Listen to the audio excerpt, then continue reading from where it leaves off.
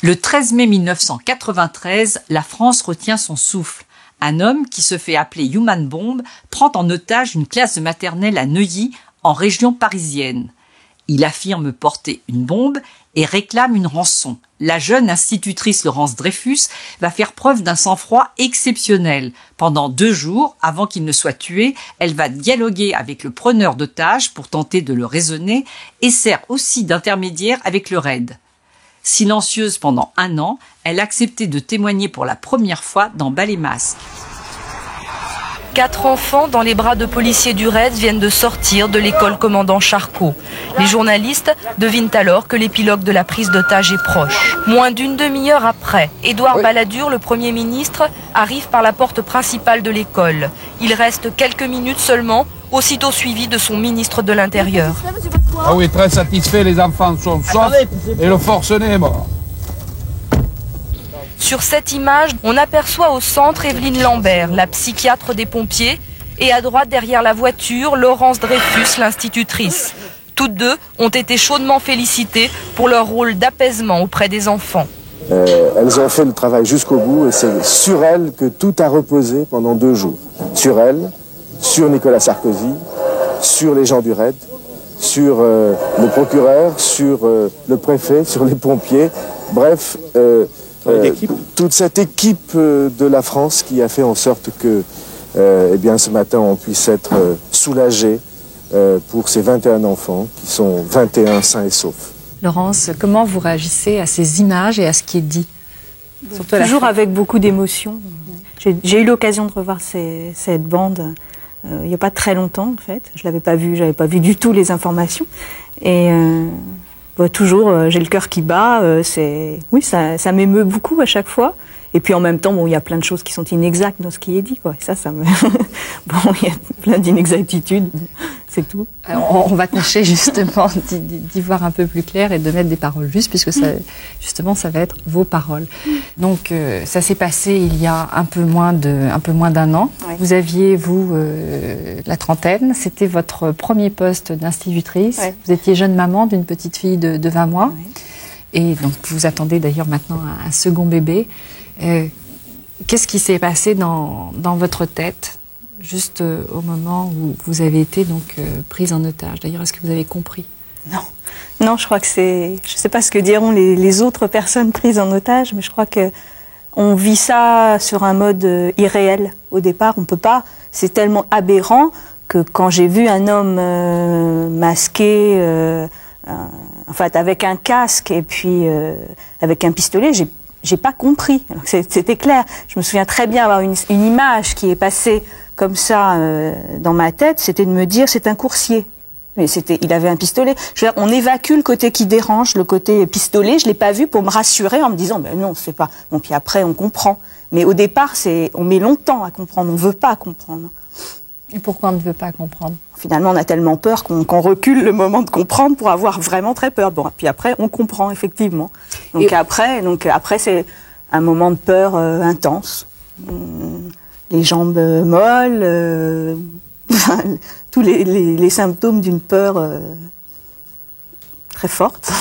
Alors, ce que j'aimerais bien comprendre, Laurence, c'est ce qui se passait vraiment dans votre tête et comment ça a évolué justement sur ces 46 heures. Disons que comme ça a été très très long, il y a beaucoup d'étapes. Bon, il y a la peur panique, je vous ai décrite au départ. Et puis, le sentiment, la première matinée, un sentiment très fort d'abandon. De me dire, je suis seule, personne ne le sait. Je me disais, mes proches sont au travail, ma mère travaille, mon mari travaille, ils n'auront aucun moyen de le savoir. Et ça m'angoissait énormément de savoir que j'étais seule, avec même pas le soutien moral de mes proches. Je me disais, personne ne le sait. Je suis seule, abandonnée, alors qu'en fait, si j'avais pu voir, il y avait déjà toutes les équipes du RAID autour, il y avait une mobilisation énorme, et j'en avais pas conscience. Donc ça, c'était la première matinée, et c'était là le moment le plus dur, je crois, d'être sentir absolument seule.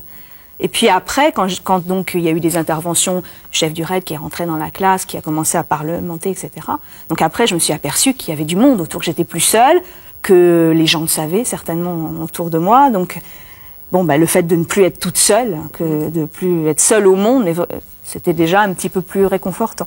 Alors Laurence, vous, à un moment donné, donc vous avez pu sortir, rentrer chez vous. Oui, mais ça, c'était la deuxième nuit. C'était la deuxième nuit, donc... Vous n'avez pas été tenté de dire moi je suis partie, je ne reviens pas? Non, jamais. Mais ça aurait pu se produire avant, puisque je suis sortie dès la première journée, dès la fin de la première journée. Je suis allée voir les parents. Et ça, je crois que là aussi, on a dit héroïne parce qu'elle n'est jamais sortie. Et justement, c'est pas ça. Ce qui nous a permis de tenir à tous, y compris les parents, c'est que justement je puisse sortir de temps en temps, leur dire votre enfant est comme ci et comme ça, il a mangé, il m'a dit ça, il va bien, et ça permettait à tout le monde de tenir. Vous ne vous vivez absolument pas comme une héroïne? Non, pas du tout. Pour moi, j'ai été prise en otage contre mon gré, et puis après j'ai fait mon travail, point final, quoi. Est-ce que vous étiez surprise d'être face à quelqu'un de masqué? Est-ce que vous aviez envie de voir son visage? Oui, bien sûr. Pendant 46 heures, j'ai pensé qu'est-ce qu'il y a derrière, quoi. Je voyais que des yeux, donc oui, j'avais envie de savoir, de connaître ce visage. Mais comment ça s'est passé?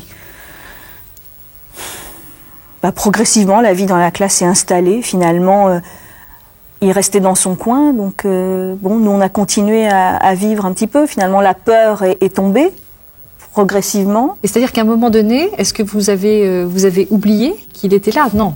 Presque, je dirais presque. Parfois, oui, parfois. Le fait d'être avec des enfants jeunes qui sont très spontanés, qui se rendaient pas forcément tous compte qui étaient dans une situation curieuse, mais qui faisaient des réflexions spontanées, drôles. Donc il y avait des moments où on riait, où on était détendu en fait.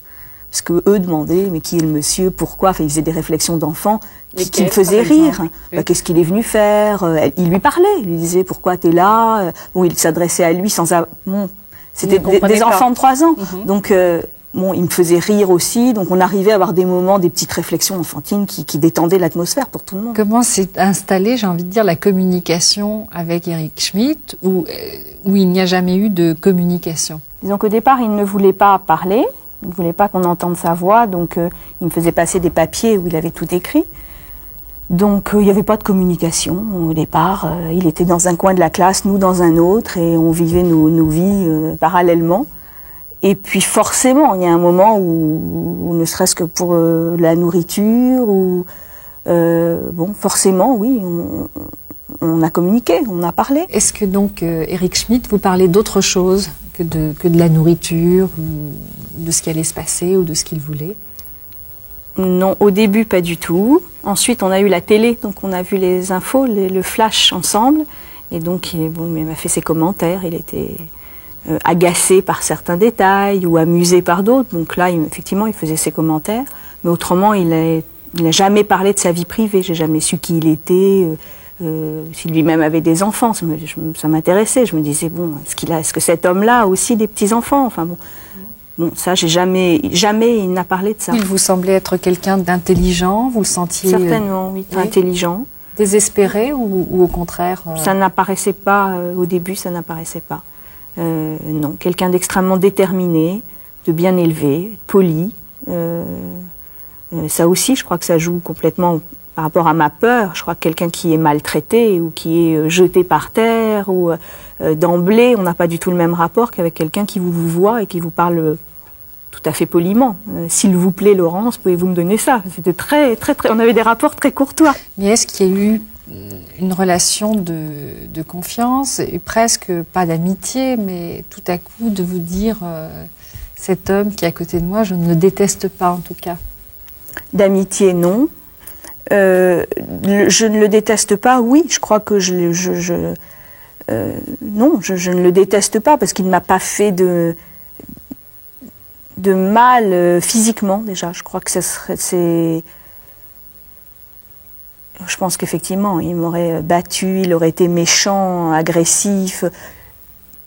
Peut-être qu'effectivement, je l'aurais détesté. Là, non, c'était quelqu'un que je ne détestais pas. J'ai pas de haine particulière du tout pour cet homme.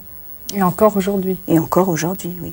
Est-ce que vous ne vous êtes pas dit après, en apprenant en plus qui il était, en connaissant donc cette démarche un peu désespérée, si j'avais pu lui parler, peut-être que j'aurais pu dénouer la situation? Est-ce que ça, vous l'êtes dit ou pas? Je crois qu'il y a forcément, il y a eu un moment après, longtemps après, où quand j'ai éprouvé le besoin d'aller voir quelqu'un et d'en parler, Il y avait de la culpabilité, oui. Il y avait de la culpabilité du fait qu'il soit mort. Ça, c'est sûr, c'est sûr. Mais en même temps, je sais tellement que tout a été tenté pour essayer de le convaincre. Je sais que Evelyne, comme moi, on a discuté gentiment avec lui. Je pense qu'il avait du respect pour nous.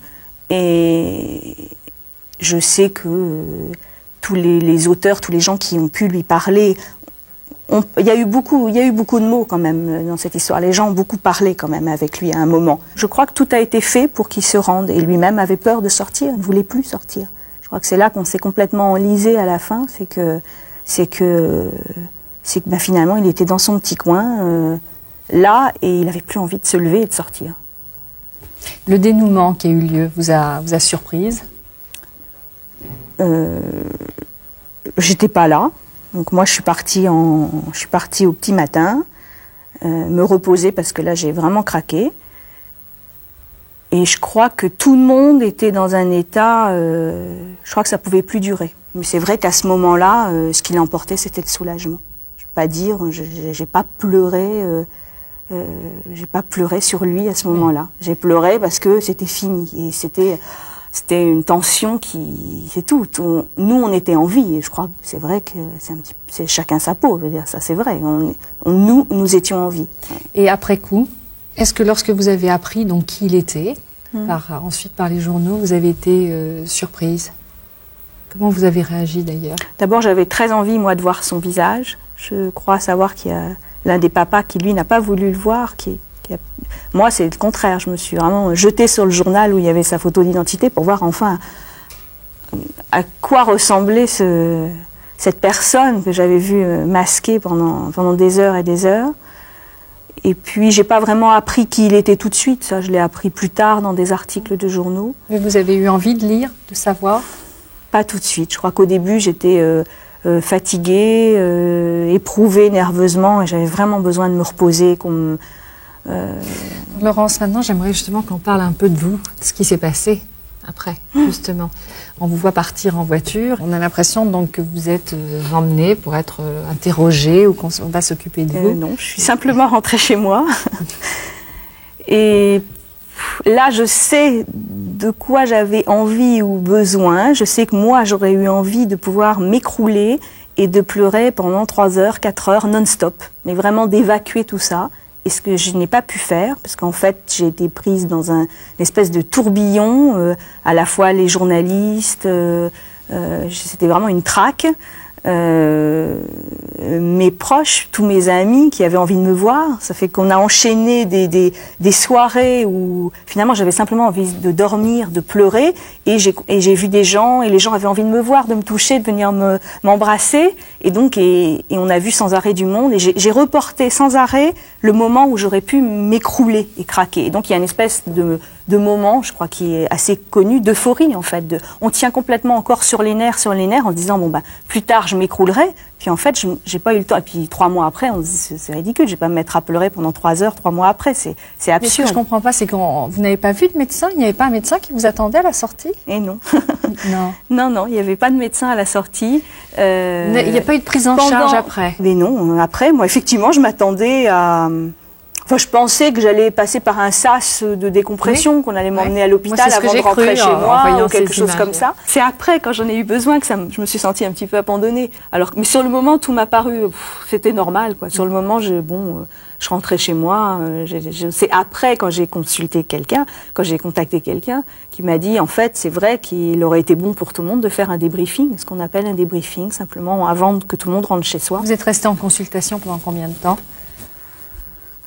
J'ai fait une interruption pendant les grandes vacances et puis j'ai repris à la rentrée. Ah, c'est-à-dire que vous continuez encore maintenant? Et maintenant, là, c'est quasiment fini. Quelles ont été justement les étapes successives? Laurence, vous parliez d'euphorie, ensuite de moments donc en juin, fin juin, vous commenciez à craquer. Oui, à être surtout à revivre l'histoire d'une manière obsédante. C'est extrêmement fatigant pour la tête, pour l'esprit, de se refaire le film toute la journée, tout le temps.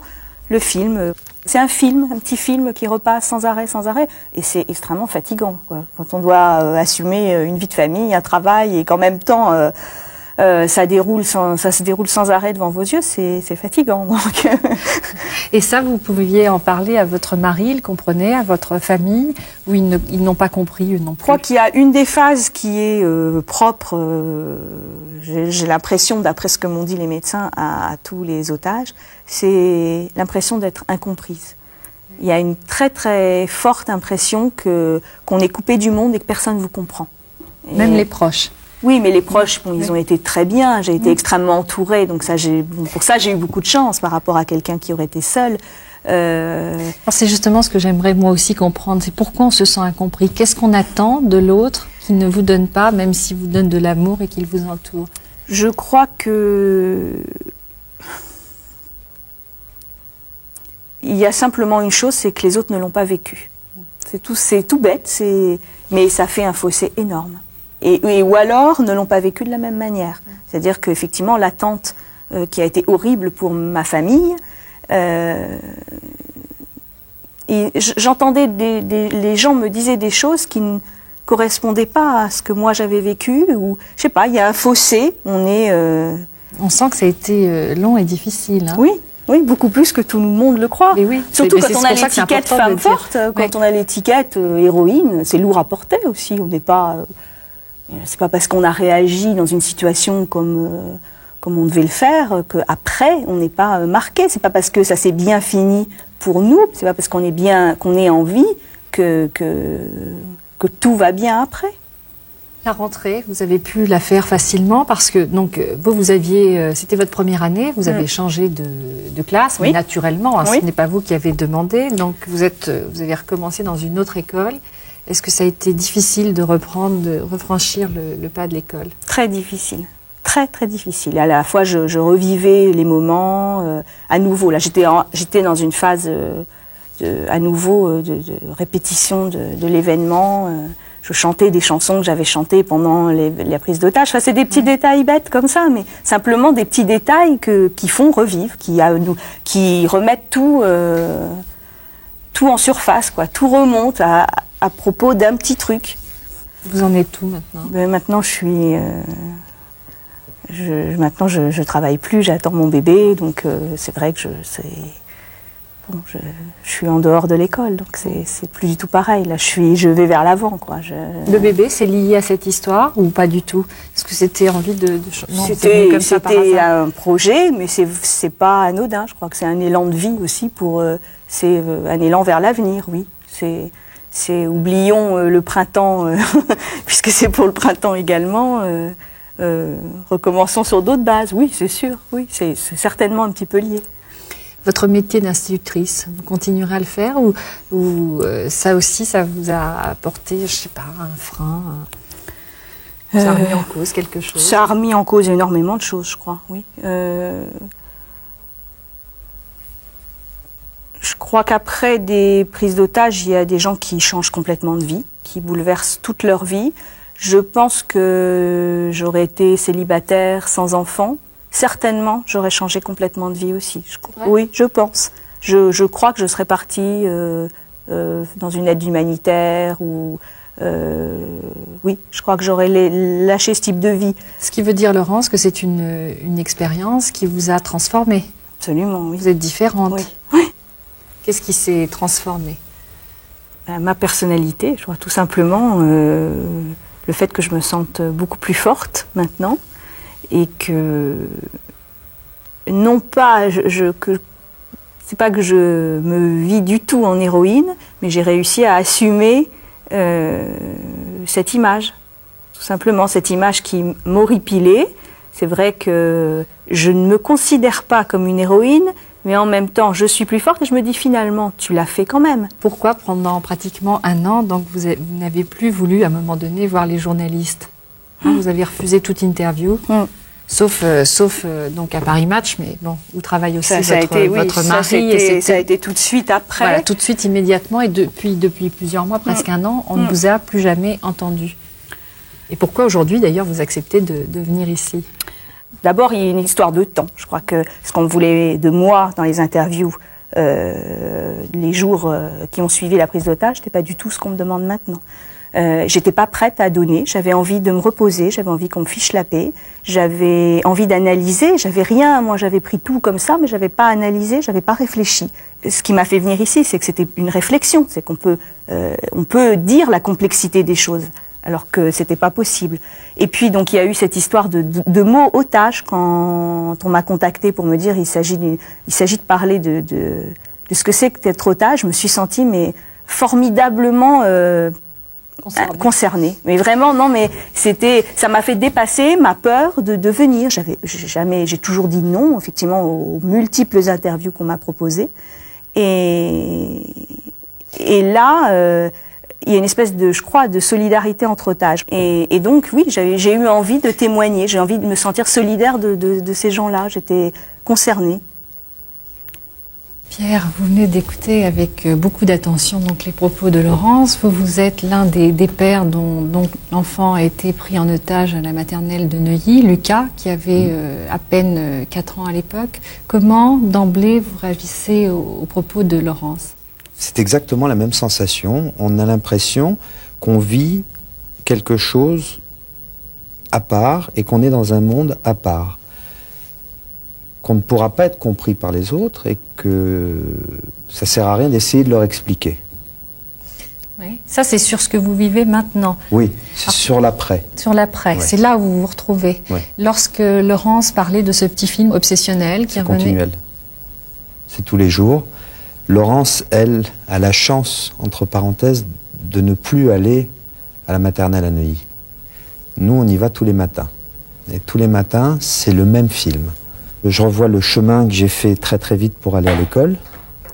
Je revois l'entrée de l'école avec plein de gens affolés. Je revois un homme masqué qui ne me parlait pas et qui me parlait par geste. Et je revois toujours la même chose. Il me disait de partir, sinon il déclenchait son petit matériel qu'il avait. Et après coup, on se rend compte que c'était très très très très important. Que c'était très dangereux d'abord. Sur le coup, je ne me rendais pas compte du tout. Je ne savais pas ce qu'il avait, je ne voyais pas le pistolet, je ne voyais pas ce qu'il avait, je ne voyais que des fils électriques qui venaient vers nous. Et j'entendais les cris des enfants. Parce qu'il faut savoir qu'il y avait quand même une vingtaine d'enfants dans la classe, qui faisaient beaucoup de bruit, qui faisaient très sombre. Et je suis obnubilé par le visage de cet homme, c'est tout. Je vois que ça. Pour bien comprendre, hein, puisque vous parlez de ce visage, du visage masqué de cet homme, oui. Il faut déjà camper votre histoire. Puisque vous êtes rentré dans l'école, vous avez donc été le premier parent à rentrer dans l'école. Alors j'aimerais savoir déjà... Comment vous avez appris, qui vous a appris donc qu'il y avait cette prise d'otage? Vous êtes joaillier, vous étiez dans... J'étais chez moi au bureau et ma belle-mère était dans la boulangerie en face de l'école, a entendu ce qui se passait, a téléphoné au bureau et m'a dit il y a un fou dans l'école et il a pris votre fils en otage. Moi je ne savais pas qu'il y avait ce qui se passait. Donc j'ai tout de suite pris ma voiture et j'ai été à l'école. Arrivé devant l'école, je suis tombé sur l'instituteur de mon second fils, plus âgé, qui était là, qui m'a tout de suite dirigé, m'a laissé rentrer, m'a tout de suite dirigé vers l'endroit où il fallait être. Et j'étais aussi affolé que les autres. Et en voyant les autres affolés, en voyant mes réactions, je me suis dit, si je ne me calme pas, on ne va pas me parler. Et sans me calmant et en étant plus posé, un des hommes du raid est venu me voir et m'a dit, au cas où, est-ce que vous seriez d'accord pour rentrer? J'ai tout de suite dit oui, il n'y a aucun problème.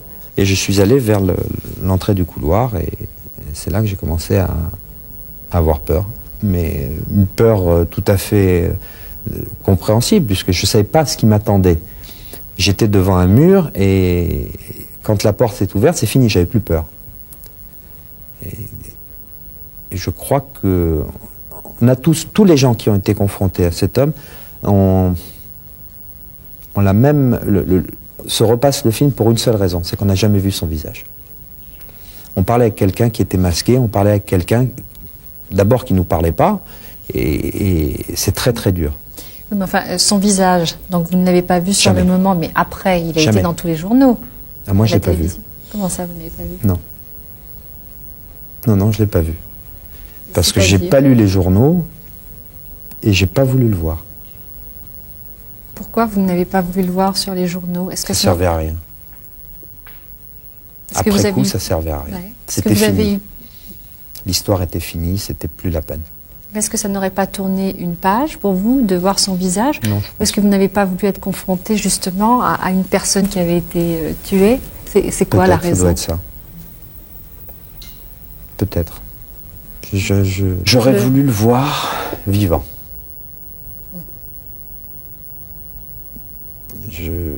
J'aurais voulu le voir sans masque.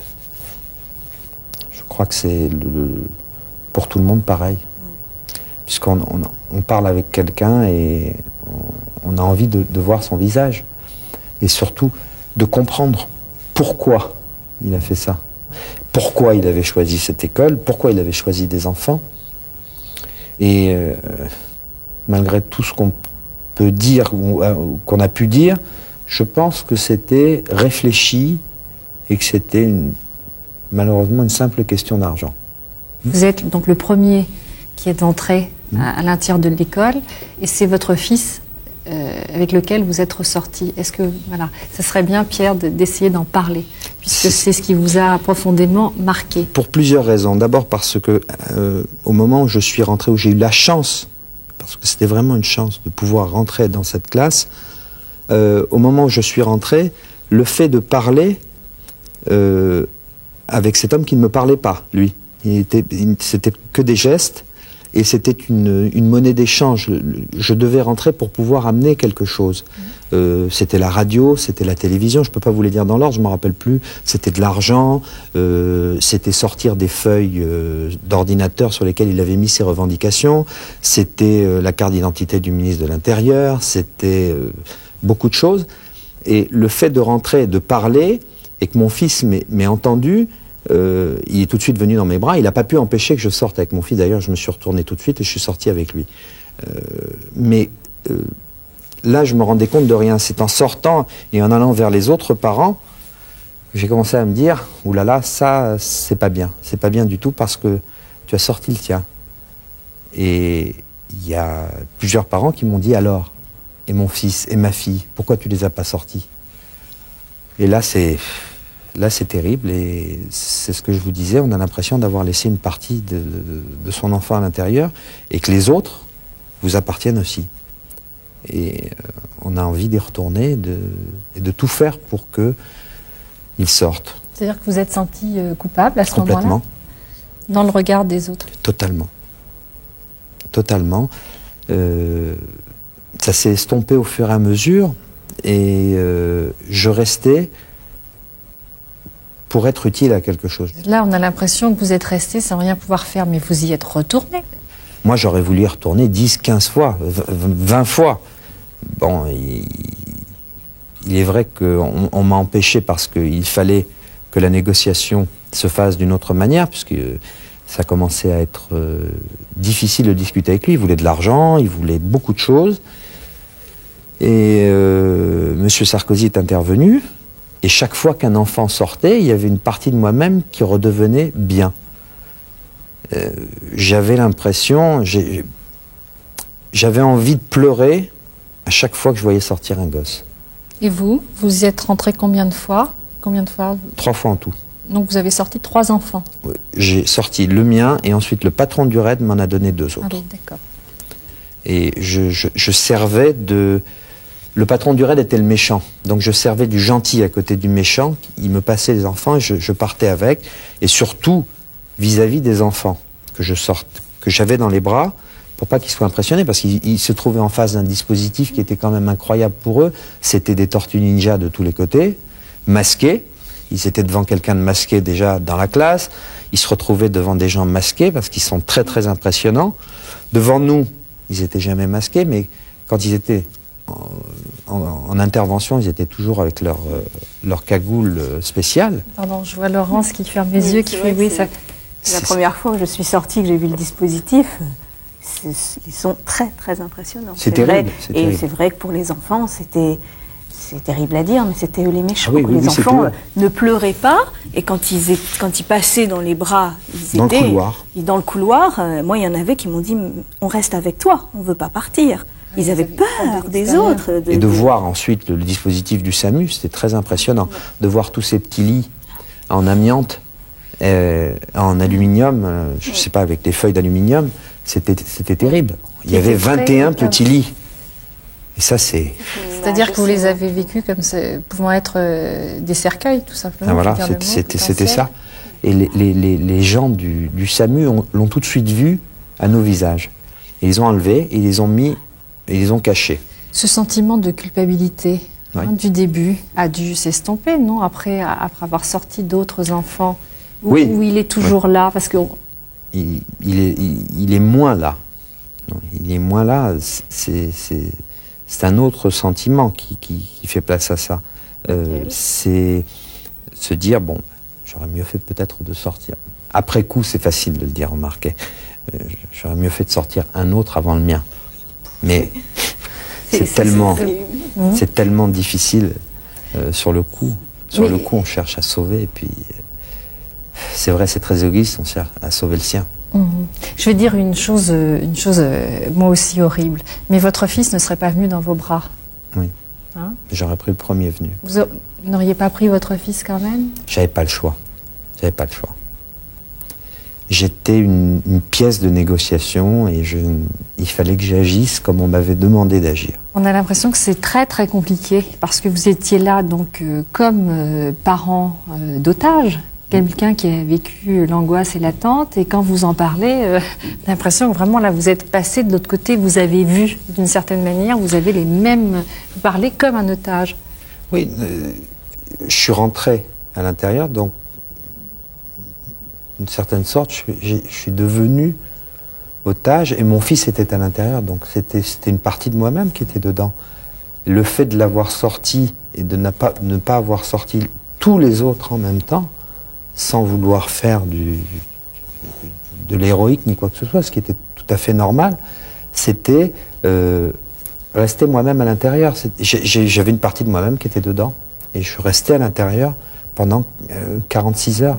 On a l'impression que cette partie y est encore, enfin qu'il y a quelque chose de vous qui est resté là. J'y vais un peu fort, mais vous êtes prisonnier de Parce que je n'ai pas vécu la fin. Donc, pour moi, il n'y a pas eu de fin réelle. On m'a raconté la fin. Donc, je ne l'ai pas vécu réellement, alors que j'ai vécu réellement les 9/10 du film.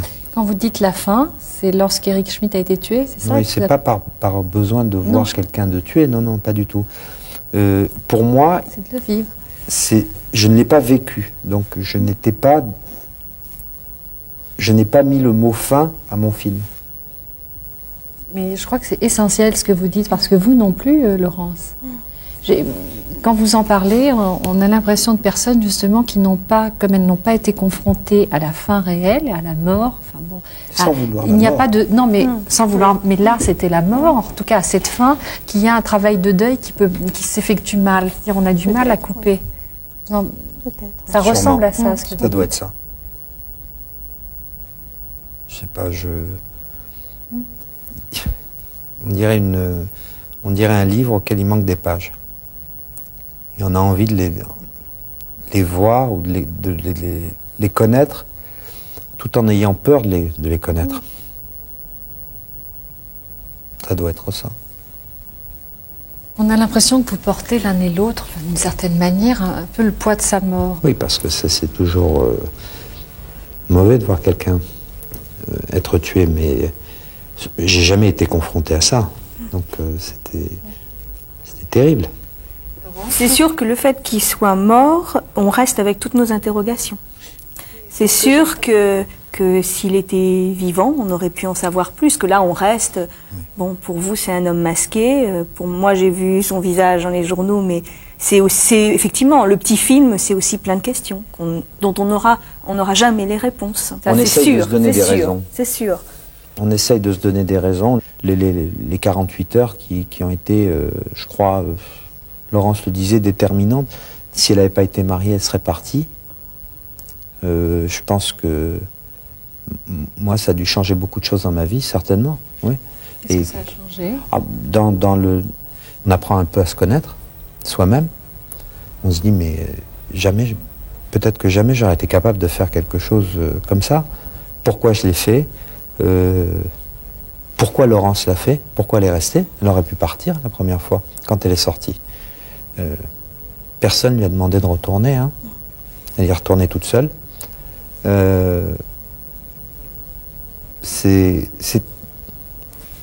J'arrive pas à l'expliquer. Et ça vous semblait naturel ou vous l'avez vécu aussi, comme l'a relaté la presse, comme un acte héroïque? Au début, je pensais que c'était plus qu'héroïque, le fait qu'elle reste. La deuxième journée. Hein, dans la deuxième journée. Et voyant Laurence régulièrement, on a tout de suite compris que c'était... ça venait d'elle-même. Elle n'était pas obligée de retourner. Elle aurait pu partir, elle aurait pu dire j'en ai marre, je m'en vais. Et non, elle est retournée parce que c'était son devoir de le faire. Ceci dit, elle a quand même été très héroïque. Je savais que ça finirait par le dire. Mais maintenant, vous pouvez l'entendre, hein, c'est ça? Vous pouvez l'accepter. Ouais. C'est vrai. Non, parce qu'il y a des moments où on se dit, sur le coup, on se dit c'était naturel, mais en réfléchissant bien. Et vous, ça sera à refaire? Vous referiez pareil? J'en sais rien. Ça peut pas nous arriver une deuxième fois. Non. Non, je sais pas. Ça dépendra de rien du tout. Je pense pas. N'hésitez pas à vous abonner, ça ne coûte rien, et à commenter les vidéos.